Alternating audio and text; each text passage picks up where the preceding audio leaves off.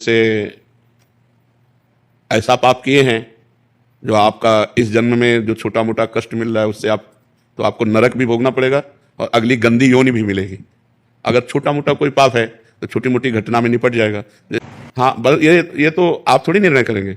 अब हमारी समझ में तो ऐसा लगता है कि हम कोई पाप ही नहीं किया यार, लेकिन जब वो केस फंसता है, वो हाथ उठा करके अपने आश्रम में ऐसे तप कर रहे थे तो कुछ चोर राजा के यहां से चोरी करके भगे, तो राज कर्मचारियों ने उनका पीछा किया, तो उन्होंने बचने के लिए ऋषि के आश्रम का सहारा लिया। पर राज कर्मचारियों ने देख लिया था कि आश्रम में गए, तो आश्रम में घुस गए, तो चोर भी मिल गए और सामान भी मिल गया।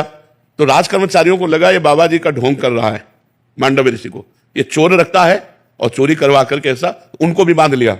अब वो इतने लीन है कि उनको होश नहीं है।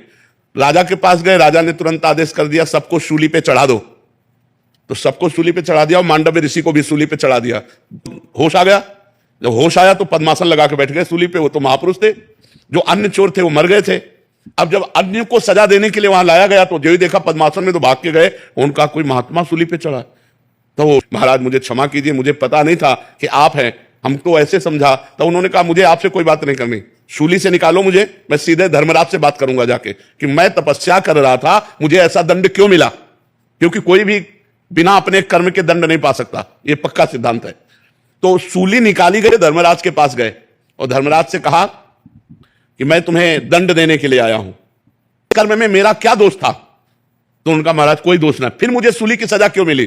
तो जैसे आप 8 वर्ष के थे तो तितली की गुदा में बबूल का कांटा डाल के छोड़ दिया था, इसीलिए सूली आज भी नहीं निकली आपके पड़ी हुई। तब उनका 8 वर्ष के बालक को ज्ञान नहीं